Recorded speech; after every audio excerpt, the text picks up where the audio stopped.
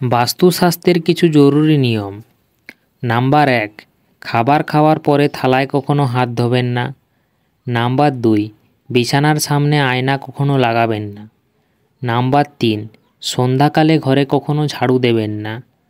Number 4, রবিবারে কখনো তুলসী গাছে জল ঢালবেন না।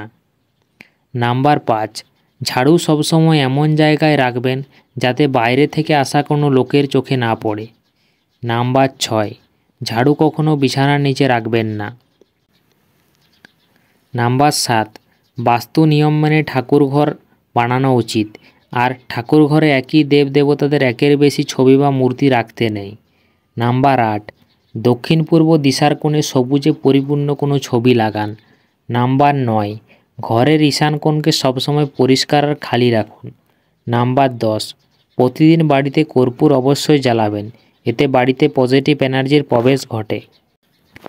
নাম্বার 11, রান্নাঘর সবসময় বাড়ির দক্ষিণ পূর্ব কোণে হলে ভালো হয়। নাম্বার 12, বাড়ির ডাস্টবিনে জল জমতে দেবেন না।